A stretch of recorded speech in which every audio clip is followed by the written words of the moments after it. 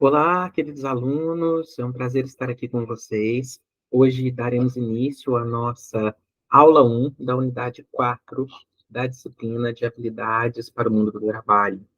Essa nossa unidade 4 é a nossa última unidade, estamos chegando ao fim, né, das unidades da disciplina, e trataremos hoje de uma temática muito importante, que faz aí para nós um fechamento, um encerramento de aspectos que trabalhamos ao longo das demais unidades.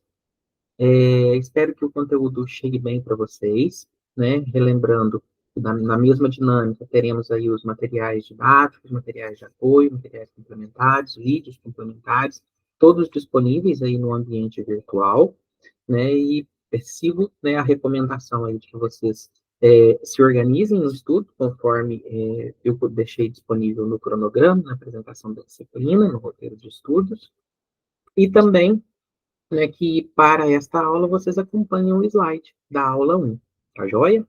Eu vou iniciar minha projeção aqui para a gente começar a falar desse tema tão importante que é a ética profissional, ok?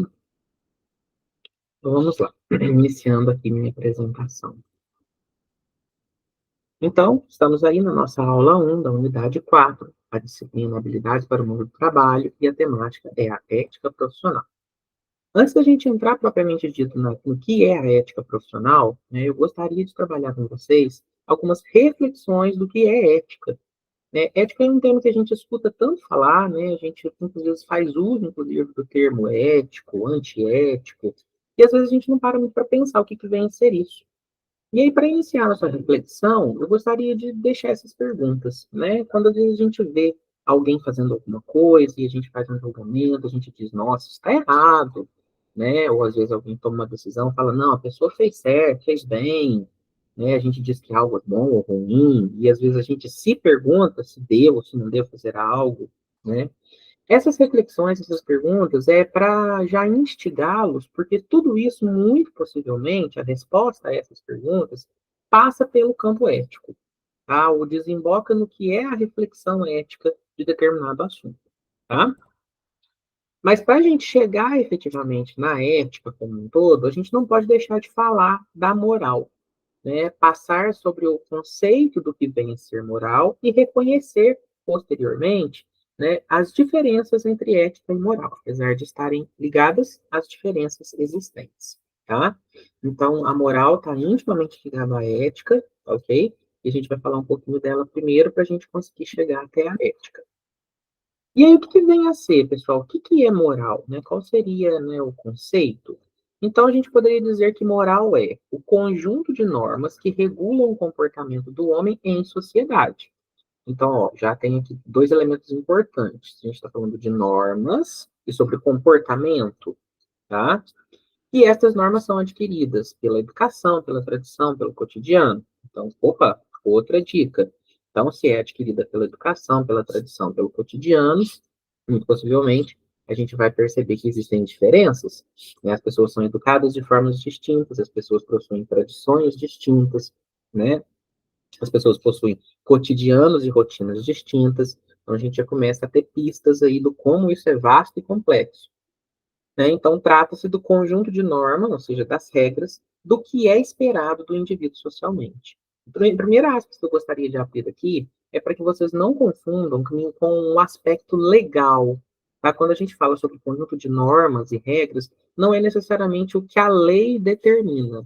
Tá? Muitas das vezes, conjuntos de normas e regras que são amparados pela moral, com a evolução dos tempos, pode se tornar uma lei, tá? Mas não é o que necessariamente está descrito em lei, tá? Não vamos fazer essa confusão, tá joia? Mas quando a gente diz do que é esperado do indivíduo socialmente, essa colocação é relevante para a gente. A gente vai trabalhar ela durante toda a unidade. Então, ou seja, de todos nós, enquanto indivíduos inseridos na sociedade, na comunidade, há algo, né, há comportamentos que são esperados de nós e outros que não são esperados. O que se espera ou não se espera de qualquer pessoa, muito possivelmente está ancorado nesse conjunto de normas que regula o nosso comportamento e que a gente dá o nome de moral, tá? Trouxe também aqui um conceito de um autor, tá? Que é o Arruda. Ele diz lá, moral é o conjunto de regras aplicadas no cotidiano e usadas continuamente por cada cidadão. Essas regras orientam cada indivíduo, norteando suas ações e seus julgamentos sobre o que é moral ou o que é imoral, o que é certo, o que é errado, o que é bom e mal. Então, por isso, aquelas nossas perguntinhas do início. Então, quando eu decido sobre algo, se é certo ou se é errado, quando eu julgo algo, se é bom ou se é ruim, se eu devo ou se eu não devo fazer alguma coisa, eu estou passando pelo campo da moral, que é o meu conjunto de regras muito possivelmente aprendido pelos meus costumes, minhas tradições, minha família, minha escola, a sociedade em que eu vivo, e que eu cheguei até esse julgamento, dizendo, não, isso é certo, isso é errado, tá? Isso é bom, isso é ruim, tá? E aí, né, novamente, a gente pode começar a entender que esses julgamentos variam de uma pessoa para outra, né? Eu posso achar alguma coisa correta, outro não, né? E vice-versa, tá? E aí também é importante rememorar dois conceitos ligados à moral. O conceito de imoral, que é mais comum de escutar, e o conceito de amoral. Né? O que seria o imoral? É tudo que contraria o que foi exposto pela moral. Né? Ou pessoa que não cumpre as regras propostas pela moral. Tá? Então, por exemplo, furar uma fila de qualquer lugar, né? Seria algo que muito possivelmente todo mundo diria, não, isso é imoral, né? Porque existe uma convenção social de que, havendo uma fila, as pessoas precisam se posicionar nela e aguardar sua vez. Se alguém fura essa fila, entende que essa pessoa contrariou aquilo que foi exposto pela moral. Ou seja, ela deixou de cumprir uma regra proposta por aquela comunidade, ou aquele meio onde se vive, tá? Já o amoral é aquela pessoa que não possui senso do que vem a ser moral, pois ela não leva em consideração os preceitos morais. Então, ou seja, seria aquela pessoa que desconhece, talvez, qual é esse conjunto de regras socialmente determinado como sendo moralmente possível, e por isso ela desconsidera. Ou talvez porque ela não tem minimamente uma capacidade de julgamento, né, de dizer se aquilo é moral ou não é, por motivos diversos. Então, a pessoa que age, né, com a moralidade, ela difere-se do imoral porque ela não consegue discernir o que é moral e o que não é. Tá? Já o imoral, ele age com conhecimento de causa e contrariando a moral propositalmente. Tá? E aí a gente precisa entender algumas questões sobre tempo e lugar, quando a gente fala ainda de moral. Deixa eu só voltar aqui para o Nietzsche não me derrubar, tá, pessoal? Porque às vezes ele me pergunta, você ainda está aí? Mas tá tudo certo aqui. Vamos voltar. Então, ó, entendendo diferenças, tempos, né, as diferenças com relação à moral relacionada ao tempo e lugar. Então, eu trouxe alguns exemplos para poder ilustrar, que eu acho que chega melhor para todo mundo. Então, ó, dentro de um contexto sócio-histórico, então seria o tempo. Vamos falar do voto feminino, né? Muitos devem saber que há anos atrás as mulheres não tinham um jeito de votar, de escolher, né, os nossos representantes, né, os nossos governantes no Brasil. Então, ó, se a gente perguntar para um indivíduo brasileiro lá do início do século passado, né, do século XX, para um homem, né, possivelmente se você falasse para ele, você acha que é correto as mulheres votarem? Possivelmente ele diria, né, que é algo errado, que é algo ruim. Por quê? Porque dentro da concepção moral da época, isso não era permitido e não era entendido como adequado, como possível. Tá? Não quer dizer que todos pensavam assim, tá, pessoal? Mas possivelmente a maioria dos indivíduos pensariam dessa forma por uma concepção daquela época, tá?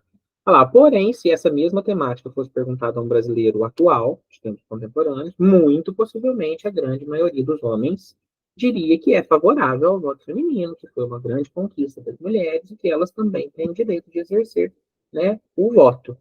Então, ou seja, quando a gente pensa que isso lá no início do século passado e agora, né, ou seja, mais de 100 anos, a gente percebe que dentro de um contexto sócio-histórico existe uma diferença de uma concepção moral.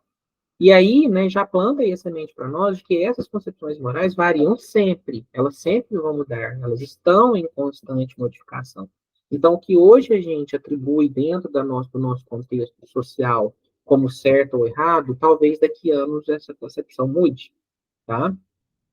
Mas também acontece dentro de um contexto geográfico. Então, outro exemplo aqui, ó. O uso de biquínis por mulheres, perguntado a um brasileiro atualmente. Se você perguntar por um brasileiro qualquer, olha, o que você acha sobre as mulheres usarem biquínis na praia, no clube, né, numa piscina, no local público? ele diria que é totalmente normal, que na concepção dele não tem nada de errado. Afinal de contas, na nossa cultura, as mulheres usam biquíni. Isso é normal. Mas se a gente perguntar isso, por exemplo, em um país muçulmano, né, um pouco mais rígido, possivelmente um homem de lá diria que isso é impróprio, lá as mulheres não podem usar biquíni, né, para se banhar, para ir à praia, enfim. Então, ou seja, existe uma diferença no contexto geográfico. E estamos falando do mesmo ano, tá, gente? Do mesmo momento. Apenas pela diferença cultural de lugares diferentes. Então, ou seja, a gente percebe que essa concepção da moral varia com relação ao tempo e ao lugar, tá? E a gente chega a algumas conclusões lá. Então, podemos observar que a moral varia de um indivíduo para o outro, dependendo do contexto social, histórico ou geográfico, em que esse indivíduo se localiza. Tá? Então, as pessoas pensam de forma diferente, esses conjuntos de condutas e comportamentos variam. E aí, tal fato nos faz pensar sobre a relativização entre certo e errado. Né? Como eu disse no início, o que é certo para mim pode não ser para outra pessoa, o que é errado para mim pode não ser para outra. Logo, né, a gente pode dizer que isso traz uma complexidade e uma vastidão de discussão imensa quando se fala sobre moral, né, sobre moralidade. E aí, como isso é muito vasto, como isso é muito complexo, surge então a necessidade da gente falar sobre ética. Porque a ética vai ser esse campo de estudo, como se fosse uma disciplina que trata o assunto moral, né, que vem para poder permear as discussões relacionadas à moral e outros assuntos. Tá? Então, a gente poderia dizer que moral é a prática do ato acontecendo, passível de julgamento, enquanto a ética é um campo teórico de discussão sobre esse assunto. Tá? Não só esse, mas esse sendo um deles. E aí, se eu só voltar para o não me derrubar de novo, pessoal, olha lá, continuar chamá-la. Então, quando a gente fala sobre o que é ética, a gente, né, retoma aqui que ética é uma palavra que vem do grego, né, o ethos, e que significa caráter, né, ou modo de ser de uma pessoa. Então, só na etimologia da palavra a gente já vê aí que tem o comportamento aparecendo, como a pessoa se comporta, né? Mas que também são conjuntos de valores morais e princípios que norteiam a conduta humana na sociedade. Então, a ética se dedica a estudar esse conjunto de valores morais, que a gente viu que muda ao longo do tempo, que muda de um lugar para o outro, e que é bem versátil. E ele pode ser entendido como a reflexão do indivíduo acerca da moralidade. Então, a ética, como uma disciplina, como um campo teórico, ela se propõe a refletir, a discutir, a pensar sobre a moralidade. Tá? Conceito de alguns autores também, né, para dar uma fundamentação. Então, Arruda diz que ética é o conjunto de conhecimentos extraídos da investigação do comportamento humano, ó, ao tentar explicar as regras morais de forma mais racional, fundamentada, científica e teórica. Então, a ética está dentro do campo da teoria, da discussão sobre a moralidade, não da prática. Tá? Ela é uma reflexão sobre a moral. Agora, Ramos diz também, ó, ética é a parte da filosofia que estuda a moralidade, o agir humano, né? Quer dizer, considera os atos humanos enquanto são bons ou maus. Tá? Só para a gente ilustrar. E eu trouxe aqui dois acontecimentos, que, né, mesmo para os mais jovens, talvez saibam disso, só para a gente perceber como numa evolução social, a ética e a moral são sempre pauta de discussão, são sempre pensadas, elas são sempre atuais. Então, vou falar aqui sobre o fato de, no Brasil, né, a gente ter a proibição de fumar em lugares fechados. Então, a gente, né, sabe que no Brasil existe uma lei que proíbe que fumantes façam uso do cigarro em ambientes fechados. Porém, pessoal, não foi sempre assim. Então, olha só, dentro de uma concepção moral, né? Então, lá, 30 anos atrás, era permitido, né? Todo lugar que você ia, qualquer pessoa poderia acender um cigarro, independente de ser lugar aberto ou não. Então, você ia para um teatro, para um cinema, as pessoas fumavam dentro do teatro, dentro do cinema, dentro de um salão de eventos, dentro de uma sala de reunião, dentro de uma sala de aula. Isso era permitido. Né? Então, ou seja, e isso era entendido como normal, como correto. Não se via problema, né? A pessoa da época não achava isso errado. Mesmo aqueles que se incomodavam, talvez, com o cheiro do cigarro, com a fumaça, a pessoa não achava que quem estava fumando estava errado. Mas, né, as coisas foram evoluindo, e depois, alguns lugares começaram a colocar algumas plaquinhas, né? Por exemplo, evite fumar. Então, ou seja, no sentido de, olha, Pode fumar? Pode, mas a gente gostaria que você evitasse. Então começou a aparecer umas plaquinhas, né? Evite fumar neste recinto. Depois de um tempo, né, a nível nacional, em 2011, saiu a lei que proibia, né, o fumo. E aí era muito comum a gente chegar nos lugares próximo à data de 2011, a gente vê uma plaquinha, a gente encontra até hoje, inclusive, né? Mas era muito mais comum a gente ver aquela plaquinha com um cigarrinho aceso e um X cortado dizendo proibido fumar, tá? Hoje em dia, né, isso já está tão disseminado que as pessoas sabem que é proibido, em especial os fumantes, e às vezes a gente já nem encontra sinalização mais. A gente vai em ambientes fechados e já não tem mais aquela plaquinha. Né? Então, ou seja, isso já se incorporou definitivamente ao comportamento humano. Aqui, é claro, estou trazendo dois exemplos que a lei fecha a temática como uma proibição, mas é para ilustrar a vocês o como a evolução temporal faz com que essas percepções mudem sobre o que é correto e o que não é, tá?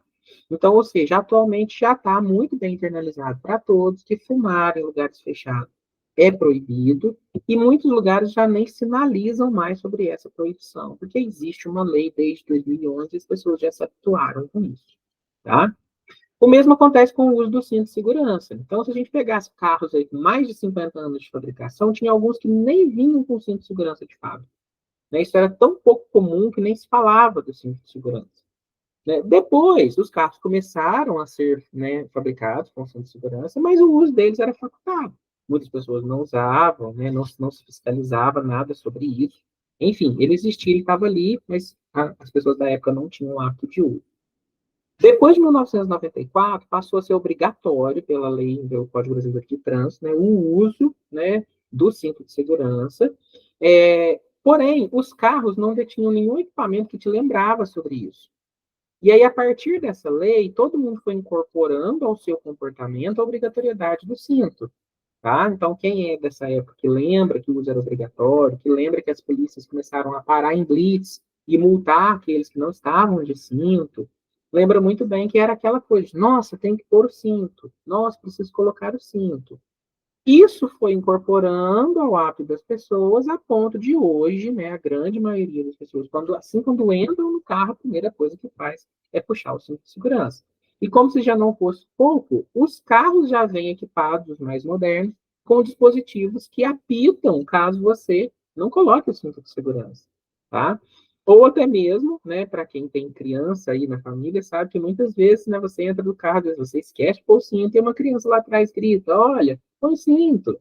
Né? Então, ou seja, isso já está incorporado, né, a um consenso social, a uma regra social. Tá? Deixa eu voltar aqui para ver se o Nietzsche não derrubou. Não. Então, vamos lá. E aí a gente começa a pensar, né? Por que a ética é atemporal? Então, se a gente está vendo que a moral muda ao longo do tempo, né, eu venho para dizer para vocês que a ética é atemporal. Né? Eles falam, Marcelo, mas você não falou que a ética é o estudo da moral, então por que ela é atemporal? Então vamos pensar. Então, apesar da moral apresentar diferenças em relação ao tempo em que os indivíduos se encontram, ou seja, sobre o que é certo e o que é errado, a ética, né, enquanto campo de estudo, ela precisa ser atemporal. Então, a ética, ela se dedica a esta análise. Então, ela, diferente da moral, ela precisa se manter estável ao longo do tempo. Então, olha lá, a necessidade de estudar o comportamento do indivíduo e tentar explicar o conjunto de regras morais de forma técnica e científica é sempre importante. Então, ou seja, mesmo que eu esteja pela via da ética, tentando explicar um acontecimento moral em comparação com tempos distintos ou com países distintos, a minha concepção de análise precisa estar dentro de um padrão que não muda. Então, por isso a ética é atemporal. Diferente da moral, ela não muda ao longo do tempo, tá? E aí eu quis trazer essa reflexão aqui para a gente finalizar, para plantar uma sementinha em vocês. E aí, efetivamente, na próxima aula, a gente entrar na ética profissional, propriamente dita. E aí eu gosto muito de uma frase do filósofo Mário Cortella, inclusive eu vou deixar o vídeo para vocês assistirem como vídeo complementar, em que ele diz muito sobre isso. Ele diz que as pessoas perguntam para ele, né, como que eu sei se eu estou agindo eticamente? Né? E aí ele fala sobre essas três perguntas, e eu acho ela muito válida. né? Ele diz que para você dizer que você está tendo uma atitude ética, a resposta sobre quero, devo e posso tem que ser sim para as três. Então, se eu quero, se eu devo e se eu posso, então, muito possivelmente, a sua decisão está dentro de uma concepção ética. Agora, né, muitas vezes a gente quer algo, né, às vezes a gente até deve fazer, mas a gente não pode. Existe uma limitação. Às vezes a gente deve fazer algo, às vezes a gente pode, mas a gente não quer, né, e a gente acaba infringindo algo nosso, próprio. Então, talvez eu esteja sendo antiético comigo mesmo, né? Então, ou seja, para dizer, não, determinada atitude que tomei, né, foi sim para essas três perguntas. Fiz porque queria, porque devia, porque podia. Então, logo, muito possivelmente, essa decisão foi ética, tá? E aí também o Cortella nos lembra dessa frase muito consagrada, que é, né, não estou entrando no aspecto religioso, tá, pessoal, mas é da carta de São Paulo aos Coríntios, onde Paulo diz: tudo me é lícito, mas nem tudo me convém. Né, e isso esbarra dentro da concepção ética. Paulo foi um grande estudioso sobre o aspecto, né, ele entende o seguinte: tudo me é lícito. Então, para você próprio, pode ser que aquilo que você faça não é ilícito, né? Você não vê problema algum. Mas às vezes você não vê, mas para o outro há alguma consequência. E talvez por isso não é conveniente. Então, tudo me é lícito, mas nem tudo me convém, tá? Então, a partir do momento que estamos inseridos em uma concepção social, a ética nos convida a pensar, a olhar para esse contexto social, a olhar para o outro, né, a sair dessa versão individualista, né, muito comum nos tempos contemporâneos, e entender que atitudes minhas podem afetar a coletividade, ou o próximo, ou o meu vizinho, ou o meu colega de trabalho, enfim. Né? E que mesmo que me pareça possível, mesmo que eu queira, mesmo que eu deva, talvez o fato de, né, interferir em alguém pode ser que não me seja conveniente, pode ser que eu não poderia estar fazendo dessa forma, tá? Então, para deixar essa reflexão mais ampla aí para vocês.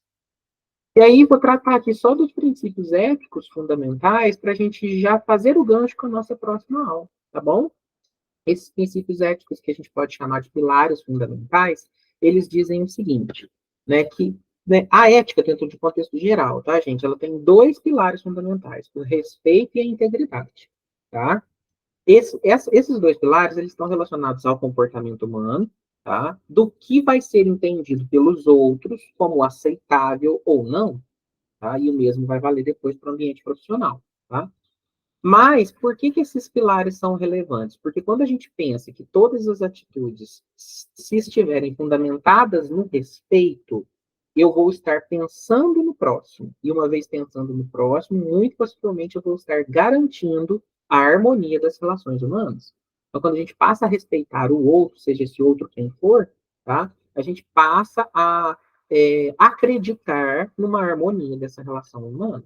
Quando há um desrespeito, muito possivelmente essa harmonia se quebra. As relações humanas passam a ficar fragmentadas. Tá? Já a integridade, ela está muito ligada à conduta honesta, né? A pessoa que é transparente, que é sincera, né? Que não ludibria, né? Que não mente.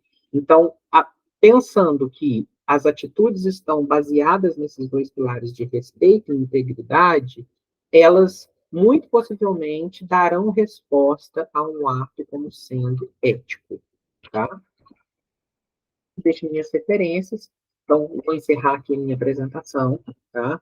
Depois vocês acessarão a nossa aula 2, onde eu entro mais pontualmente dentro da temática da ética profissional, tá? Mas eu precisava dar essa introdução primeiro sobre o que é a ética numa concepção geral, numa concepção social, numa concepção de comunidade, para depois a gente conseguir entrar na ética profissional, tá? Espero que tenha chegado bem a todos vocês. Aproveitem os materiais e bons estudos.